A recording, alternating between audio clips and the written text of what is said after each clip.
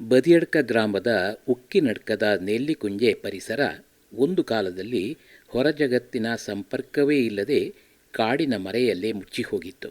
ಇಂದು ಶೋಭಾಯಮಾನವಾಗಿ ಬಾಹ್ಯ ಜಗತ್ತಿಗೆ ತೆರೆದುಕೊಂಡಿದೆ. ಕಾರಣ ಅತಿ ಪುರಾತನವೂ ಕಾರಣಿಕದ ಕ್ಷೇತ್ರ ಎನಿಸಿರುವ ಶ್ರೀ ವಿಷ್ಣುಮೂರ್ತಿ ದೇವಾಲಯ ಜೀರ್ಣೋದ್ಧಾರವಾಗಿ ಬ್ರಹ್ಮ ಕಲಶೋತ್ಸವಕ್ಕೆ ಅಣಿಯಾಗುತ್ತಿದೆ. ಊರಿನವರು ಒಂದು ದಶಕದ ಹಿಂದೆಯೇ ಬ್ರಹ್ಮಕಲಶೋತ್ಸವದ ಸಂಕಲ್ಪ ಮಾಡಿದ್ದರೂ ಕಾಮಗಾರಿಗಳು ಹಂತ ಹಂತವಾಗಿ ಪೂರ್ಣಗೊಳ್ಳುತ್ತಾ ಬಂದು ಇಂದು ಸುಂದರವಾಗಿ ಶ್ರೀ ವಿಷ್ಣುಮೂರ್ತಿ ದೇಗುಲ ಕಂಗೊಳಿಸುತ್ತಿದೆ. ಕ್ಷೇತ್ರ ಕ್ರಮಿಸಿದ ಹಾದಿಯನ್ನೊಮ್ಮೆ ಪರಿಶೀಲಿಸೋಣ.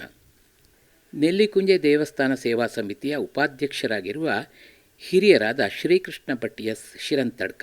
ಇದು ಚೌ ಗ್ರಾಮಕ್ಕೆ ಸೇರಿತು. 4 ಗ್ರಾಮಕ್ಕೆ, ಪಡ್ರೆ, ಹೆಣ್ಮಗಜೆ, ಪೆರಡಾಲ, ಕುಮ್ಟಾಜೆ, ಹೀಗೆ 4 ಗ್ರಾಮಕ್ಕೆ ಸೇರಿತು ಅಂತ ಇಲ್ಲಿ ಐತಿಹ್ಯ ಇದೆ.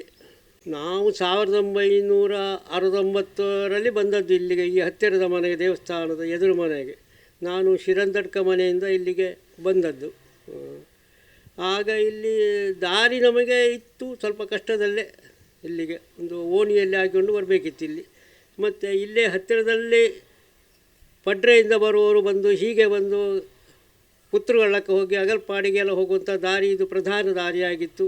ಇಲ್ಲಿ ಹತ್ತಿರ ಚೇರ್ಕಬೆ ದೇವಸ್ಥಾನ ಉಂಟು, ಅಲ್ಲಿ ಇಲ್ಲಿ ಸಂಪರ್ಕಕ್ಕೆಲ್ಲ ಇಲ್ಲೇ ದಾರಿ ಇದ್ದದ್ದು. ಈ ದೇವಸ್ಥಾನದ ಈ ಕೆಳಗಿನಲ್ಲಿ ಗಡಿ, ನಮ್ಮ ಈ ಸ್ಥಳ ಮತ್ತು ದೇವಸ್ಥಾನದ ಕೆಳಗಿನ ನಮ್ಮ ಸ್ಥಳಕ್ಕೂ ಬೇರೆ ಬೇರೆ ಗಡಿ ಉಂಟು.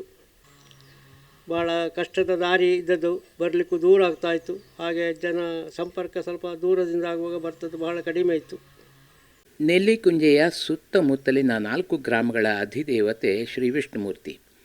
ಅನಾದಿ ಕಾಲದಿಂದಲೂ ಊರವರ ಮನೆ ಮನೆಯಿಂದ ಸಂಗ್ರಹಿತವಾದ ಕಾಣಿಕೆ, ನಿಶ್ಚಿತ ಸುವಸ್ತು ರೂಪದ ದೇಣಿಗೆಗಳಿಂದ ಪೂಜಾ ಕಾರ್ಯಗಳು ನಡೆಯುತ್ತಾ ಬಂದಿತ್ತು. ಕಾಲಕ್ರಮೇಣ ಒಂದೊಮ್ಮೆ ಸ್ಥಗಿತಗೊಂಡದ್ದು ಮತ್ತೆ ಪುನರಪಿ ಇದೀಗ ಕ್ರಿಯಾಶೀಲವಾಗಿದೆ. ಸಮಿತಿಯ ಪ್ರಧಾನ ಕಾರ್ಯದರ್ಶಿ ಮಹೇಶ್ NG ಗುತ್ತು. ಹಿಂದೊಮ್ಮೆ ಈ ಗ್ರಾಮಕ್ಕೆ ಶ್ರೀ ರಾಮಚಂದ್ರಾಪುರ ಮಠದ ಶ್ರೀ ಶ್ರೀ ರಾಘವೇಶ್ವರ ಭಾರತಿ ಮಹಾಸ್ವಾಮಿಗಳವರು ಬಂದಿದ್ದರು. ಆಗ ಊರಿನ ಜನತೆಗೆ ನೀವೆಲ್ಲರೂ ಸೇರಿ ಈ ದೇವಸ್ಥಾನವನ್ನು ಜೀರ್ಣೋದ್ಧಾರ ಮಾಡಿ ಒಳ್ಳೆಯದಾಗ್ತದೆ ಅಂತ ಹೇಳಿದರು. ಹಾಗೆ ಅಧಿಕ ಸಂಖ್ಯೆಯಲ್ಲಿ ಶ್ರಮದಾನ ಮಾಡಿ, ಇಲ್ಲಿ ಫುಲ್ಲು ಕಾಡು ಬೆಳೆದಿತ್ತು, ಅದನ್ನೆಲ್ಲ ಕಡಿದು ನಂತರ ತಂತ್ರಿಗಳನ್ನು ಬರಲಿಕ್ಕೆ ಹೇಳಿ ಶುದ್ಧಿ ಕಲಶ ಆಗಿ ದೇವಸ್ಥಾನದ ಪೂಜೆ ಪ್ರಾರಂಭ ಮಾಡಿದೆವು. ಎಲ್ಲ ಇದರಿಂದ ಕಾರ್ಯಕರ್ತರ ಅಧಿಕವಾದ ಕೂಡುವಿಕೆ, ಶ್ರಮದಾನ ಇಲ್ಲಿ ನಡೆದಿದೆ. ನಂತರ ದಿನೇ ದಿನೇ ಅಭಿವೃದ್ಧಿ ಆಗ್ತಾ ಬಂತು. ಈಗ ಬ್ರಹ್ಮಕಲಶದ ಹೊಸ್ತಿಲಲ್ಲಿ ಬಂದು ನಿಂತಿದ್ದೇವೆ. ದೇವಸ್ಥಾನಕ್ಕೆ ಅಗತ್ಯ ಇರುವ ಮರಮಟ್ಟುಗಳನ್ನು ತುಂಬ ಜನ ದಾನಿಗಳು ಇಲ್ಲಿ ನೀಡಿರುತ್ತಾರೆ. ಈ ಹಣ ರೂಪದ ವಸ್ತು ರೂಪದ ದೇಣಿಗೆ, ಹಾಗೆ ವಸ್ತು ರೂಪದ ದೇಣಿಗೆ ತುಂಬ ಮುಖ್ಯ. ಇಲ್ಲಿ ಸೇರಿ ಬಂದಿದೆ. ಏಪ್ರಿಲ್ 3ರಂದು ದೇವರ ಪ್ರತಿಷ್ಠೆ ಆಗಲಿಕ್ಕಿದೆ. ಹಾಗೆ ದಾನಿಗಳ ಇದರಿಂದ ದೇಣಿಗೆಯಿಂದಾಗಿ ಸುಮಾರು 90 ಲಕ್ಷ ರೂಪಾಯಿ ಹತ್ತಿರ ಖರ್ಚಾಗಿರ್ಬೋದು ಈಗ. ಹಾಗೆ ಇನ್ನೀಗ ಅಗ್ರಶಾಲೆ ಎಲ್ಲ ಆಗುವಾಗ 1,20,00,000 ಹತ್ತಿರ ಮುಗ್ದೀತೀಗ. ನೆಲ್ಲಿಕುಂಜೆ ಶ್ರೀ ವಿಷ್ಣುಮೂರ್ತಿ ದೇವಸ್ಥಾನದ ಜೀರ್ಣೋದ್ಧಾರದ ಕಾರ್ಯ ಆರಂಭವಾದದ್ದೇ ನೆಲ್ಲಿಕುಂಜೆ ಕ್ಷೇತ್ರ ತಂತ್ರಿಯವರಾದ ವೇದಮೂರ್ತಿ ದಿವಂಗತ ದೇಲಂಪಾಡಿ ಬಾಲಕೃಷ್ಣ ತಂತ್ರಿಯವರ ಕಾಲದಲ್ಲಿ. ಅವರು ಸೂಚಿಸಿದ ಪರಿಹಾರ ಕ್ರಮಗಳನ್ನು ನಡೆಸಿ ನಂತರ ಬ್ರಹ್ಮಶ್ರೀ ದೇಲಂಪಾಡಿ ಗಣೇಶ ತಂತ್ರಿಯವರ ಮಾರ್ಗದರ್ಶನದಲ್ಲಿ ನಿರ್ಮಾಣ ಕಾಮಗಾರಿಗಳು ಮುಂದುವರಿಯಿತು. ಪೂಜಾ ವಿಧಿವಿಧಾನಗಳು ಕ್ರಮ ಪ್ರಕಾರವಾಗಿ ಆರಂಭಗೊಂಡವು. ಅನೇಕ ಕೆಲಸಗಳು ಶ್ರಮದಾನದಿಂದಲೇ ಪೂರ್ತಿಗೊಂಡವು. ರಸ್ತೆಯ ಸಂಪರ್ಕವೂ ಸುಧಾರಿಸಿತು. ಈಗ ಸಾರ್ವಜನಿಕ ಸತ್ಯನಾರಾಯಣ ಪೂಜೆ, ಸೋಣ ಶನಿವಾರ ಆಚರಣೆ, ಕಾರ್ತಿಕ ಪೂಜೆ, ಭಜನೆ, ದ್ವಾದಶಿ ಸಮಾರಾಧನೆ ಹೀಗೆ ದೇವತಾ ಕಾರ್ಯಗಳು ನಿರಂತರವಾಗಿ ನಡೆಯುತ್ತಿವೆ. ಪರಿಣಾಮ ಇದೊಂದು ಶ್ರದ್ಧಾ ಕೇಂದ್ರವಾಗಿ ಅಭಿವೃದ್ಧಿ ಹೊಂದುತ್ತಿದೆ. ನೆಲ್ಲಿಕುಂಜೆ ಶ್ರೀ ವಿಷ್ಣುಮೂರ್ತಿ ದೇವಸ್ಥಾನ ಈಗ ಬ್ರಹ್ಮ ಕಲಶೋತ್ಸವಕ್ಕೆ ಅಣಿಯಾಗಿದೆ. ಮುಂಚೂಣಿಯಲ್ಲಿ ಜೀರ್ಣೋದ್ಧಾರ ಸಮಿತಿಯ ಅಧ್ಯಕ್ಷರಾಗಿ ಮೇಗಿನ ಕಡಾರು ರಮಾನಾಥ ರೈ, ಸೇವಾ ಸಮಿತಿಯ ಅಧ್ಯಕ್ಷರಾಗಿ ಡಾಕ್ಟರ್ ಮೇಘಶ್ಯಾಮ್ ರಾವ್ ಎನ್, ಕಾರ್ಯಾಧ್ಯಕ್ಷರಾಗಿ ಬಾಲಸುಬ್ರಹ್ಮಣ್ಯ ಸರ್ಪಮಲೆ ಇವರು ಕಾರ್ಯನಿರ್ವಹಿಸುತ್ತಿದ್ದಾರೆ. ಆರಂಭದಿಂದಲೂ ಜೀರ್ಣೋದ್ಧಾರ ಕಾರ್ಯದಲ್ಲಿ ಅವಿರತ ಶ್ರಮಿಸುತ್ತಿರುವ ಸಮಿತಿಯ ಖಜಾಂಚಿ ಗೋಪಾಲಕೃಷ್ಣ ಶರ್ಮಾ ಸರವು. ತುಂಬ ಇತಿಹಾಸ ಇರುವಂಥದ್ದು, ಸಾಧಾರಣ 400 ವರ್ಷಕ್ಕಿಂತ ಹಳೆಯ ದೇವಸ್ಥಾನ ಅಂತೇಳಿ ನಮಗೆ ಅಷ್ಟಮಂಗಲದಲ್ಲಿ ಕಂಡುಬಂದದ್ದು.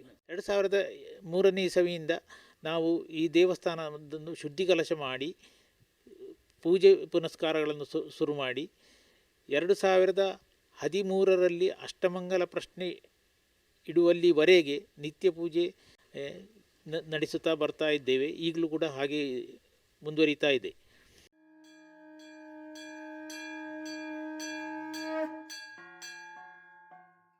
ಈ ದೇವಸ್ಥಾನದ ಪೂಜಾ ಕೈಂಕರ್ಯಗಳಿಗಾಗಿ ನಾವು ಈ ಊರಿಗೆ ಬಂದವರು. ಅದನ್ನು ನಿಷ್ಠೆಯಿಂದ ನಡೆಸುತ್ತಾ ಸಾಧಾರಣ 1992ನೇ ಇಸವಿಯ ತನಕ ಊರವರ ಸಹಾಯದಿಂದ ನಡೆಸುತ್ತಾ ಬಂದಿರ್ತೇವೆ. ಆಮೇಲೆ ಆರ್ಥಿಕ ಮುಗ್ಗಟ್ಟು ಎಲ್ಲರಿಗೂ ಇದಾಗಿ ನಮಗೆ ಅದನ್ನು ಮುಂದುವರಿಸಲಿಕ್ಕೆ ಆಗಲಿಲ್ಲ.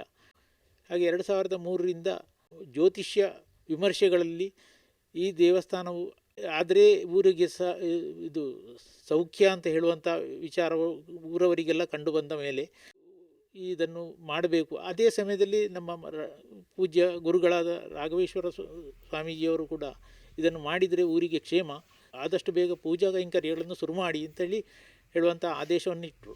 ಅದರಿಂದ ನಂತರ ಪ್ರತಿಯೊಬ್ಬರಿಗೂ ಅದೊಂದು ಉತ್ಸಾಹ ರೂಪದಲ್ಲಿ ಬಂದಂಥ ಆವೇಶಪೂರಿತವಾಗಿ ಬಂದಂಥ ಒಂದು ವಿಷಯವಾಗಿ ಪ್ರತಿಯೊಬ್ಬರು ಇದಕ್ಕೆ ಕೈ ಜೋಡಿಸಿದರು. 2026 ಮಾರ್ಚ್ 29ರಿಂದ ಏಪ್ರಿಲ್ 3ರ ತನಕ ಬ್ರಹ್ಮಕಲಶ ಕಾರ್ಯಗಳು ನಡೆಯಲಿಕ್ಕಿದೆ. ಹಂತ ಹಂತವಾಗಿ ನಾವು 2015ರಿಂದ ಗರ್ಭಗುಡಿ, ನಮಸ್ಕಾರ ಮಂಟಪ, ಮಾಡಿಗೆ ಚೆಂಬು ಹಾಸುವಂಥ ಕಾರ್ಯ, ಅದರ ನಂತರ ಸುತ್ತಂಬಲ. ಈಗ ಸುತ್ತಂಬಲವನ್ನು ಪೂರ್ಣಗೊಳಿಸಿ ಒಂದು ಅಗ್ರಶಾಲೆಯ ಕೆಲಸವನ್ನು ನಿರ್ಮಿಸಲಿಕ್ಕೆ ಹೊರಟಿದ್ದೇವೆ. ಲಿಂಟಲ್ ಲೆವೆಲ್ನವರೆಗೆ ಈಗ ಕೆಲಸ ಪೂರ್ತಿಯಾಗಿದೆ. ಮೊದಲನೇ ಅಂತಸ್ತಿನಲ್ಲಿ ಒಂದು ಸಭಾಗೃಹವನ್ನು ಕೂಡ ತೆಗಿಬಹುದು ಅಂತ ಹೇಳುವಂಥ ಒಂದು ವಿಚಾರವನ್ನು ಮಾಡ್ತಾ ಇದ್ದೇವೆ. ಸಾಧಾರಣ ಬ್ರಹ್ಮಕಲಶಕ್ಕಾಗುವಾಗ ಅದು ಪೂರ್ತಿ ಆಗಬಹುದು ಅಂತ ಹೇಳುವ ನಿರೀಕ್ಷೆ. ಇಷ್ಟು ದೀರ್ಘಾವಧಿ ಯಾಕೆ ನಮಗೆ ಬೇಕಾಯಿತು ಅಂತ ಹೇಳಿದರೆ, ಇಲ್ಲಿಯ ಪರಿಸ್ಥಿತಿ ಪ್ರಾಕೃತಿಕ ಪರಿಸ್ಥಿತಿ ಆ ರೀತಿ ಇದೆ. ನಮಗೆ ಹತ್ತಿರದ ಪೇಟೆ ಅಂದರೆ ಪೆರ್ಲ, ಅಲ್ಲಿಗೆ ಹೋಗಬೇಕಾದ್ರೆ 3-3.5 ಕಿಲೋಮೀಟ್ರ್ ಇಲ್ಲಿಂದ ಹೋಗಬೇಕು. ಅದು ತುಂಬ ಸುತ್ತು ಬಳಸಿ ಹೋಗುವಂತಹ ರೋಡು. ಅದರಲ್ಲಿ ಅದು ಸಹ ಮಳೆಗಾಲದಲ್ಲಂತೂ ಸಂಪರ್ಕ ಬಹಳ ಕಷ್ಟ.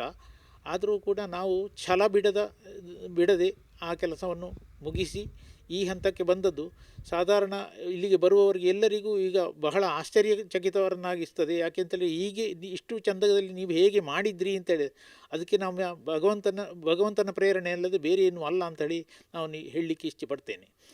ಜೀರ್ಣೋದ್ಧಾರದ ಮಹತ್ತರ ಕಾರ್ಯ ಪೂರ್ಣಗೊಳ್ಳುವಲ್ಲಿ ಪೆರಡಾಲ, ಪಡ್ರೆ, ಎಣ್ಮಕಜೆ ಹಾಗೂ ಕುಂಡಾಜೆ ಈ 4 ಗ್ರಾಮಗಳ ಜನರು ಮಾತ್ರವಲ್ಲ, ಊರ ಪರವೂರಿನ ದಾನಿಗಳು ಕೈಜೋಡಿಸಿದ್ದಾರೆ. ಕರ್ನಾಟಕ ಸರ್ಕಾರದ ಅಂದಿನ ಧಾರ್ಮಿಕ ದತ್ತಿ ಇಲಾಖೆಯ ಸಚಿವರು, ಈಗಿನ ಸಂಸದರು ಆಗಿರುವ ಶ್ರೀ ಕೋಟ ಶ್ರೀನಿವಾಸ ಪೂಜಾರಿಯವರು 15 ಲಕ್ಷ ರೂಪಾಯಿಗಳ ಅನುದಾನವನ್ನು ನೀಡಿರುವುದನ್ನು ಸ್ಥಳೀಯರು ಸ್ಮರಿಸುತ್ತಾರೆ. ಈ ದೇವಸ್ಥಾನ 4 ಗ್ರಾಮಗಳಿಗೆ ಸಂಬಂಧಪಟ್ಟದ್ದಾಗಿದೆ. ಪಡ್ರೆ, ಪೆರಡಾಲ, ಎಣ್ಮಕಜೆ, ಕುಂಬಡಾಜೆ ಗ್ರಾಮಗಳಿಗೆ ಸೇರಿದಾಗಿರುತ್ತೆ. ಇವರು ಸಮಿತಿಯ ಕಾರ್ಯದರ್ಶಿ ರಾಜಶೇಖರ ನೆಲ್ಲಿಕುಂಜೆ. ಆದರೆ ಕೆಲವರಿಗೆ ಈಗ ತಿಳಿದೇ ಇಲ್ಲ ಇಲ್ಲಿಂದ ಒಂದು ದೇವಸ್ಥಾನ ಇದೆ ಅಂತೇಳಿ. ಕೆಲವು ವರ್ಷದಿಂದ ಒಂದು ಅಜೀರ್ಣಾವಸ್ಥೆಯಲ್ಲಿ ಇದ್ದ ಕಾರಣ 2002ರಲ್ಲಿ ಪ್ರಾರಂಭವಾಗಿ ಶುದ್ಧಿ ಕೆಲಸ ಪ್ರಾರಂಭವಾಗಿ ಈಗ ಈ ಹಂತಕ್ಕೆ ಮುಟ್ಟಿದೆ. ಒಳ್ಳೆ ರೀತಿಯಲ್ಲಿ ಈಗ ಕೆಲಸ ನಡೆಯುತ್ತಾ ಇದೆ. ಕೆಲಸ ಪೂರ್ತಿ ಆಯಿತು. ಸಾಧಾರಣ ಈಗ ಬ್ರಹ್ಮಕಲಶ ಡೇಟು ಫಿಕ್ಸ್ ಆಗಿದೆ. 29ರಿಂದ ಏಪ್ರಿಲ್ 3ರವರೆಗೆ, ಮಾರ್ಚ್ 29ರಿಂದ ಏಪ್ರಿಲ್ 3ರವರೆಗೆ ಬ್ರಹ್ಮಕಲಶೋತ್ಸವ ನಡೆಯಲಿಕ್ಕಿದೆ. ಎಲ್ಲ ಭಕ್ತಾದಿಗಳು ಇದಕ್ಕೆ ಸಹಕಾರ ಕೊಡಬೇಕಾಗಿ ಕೇಳಿಕೊಳ್ಳುತ್ತೇನೆ. ಮಾರ್ಚ್ 29ರಿಂದ ಏಪ್ರಿಲ್ 3ನೇ ತಾರೀಕಿನವರೆಗೆ ನಡೆಯುವ ಈ ಬ್ರಹ್ಮಕಲಶೋತ್ಸವಕ್ಕೆ ಊರ ಪರವೂರಿನ ಗ್ರಾಮವಾಸಿ ಬಂಧು ಮಿತ್ರರ ಸಂಪೂರ್ಣ ಸಹಕಾರವನ್ನು ಬಯಸುತ್ತಾ ದೇವಸ್ಥಾನದ ಕೆಲಸ ಕಾರ್ಯಗಳ ಪ್ರಗತಿಗೆ ದೇಣಿಗೆ ನೀಡಿ ಭಗವಂತನ ಕೃಪೆಗೆ ಪಾತ್ರರಾಗಬೇಕಾಗಿ ವಿನಂತಿಸಲಾಗಿದೆ.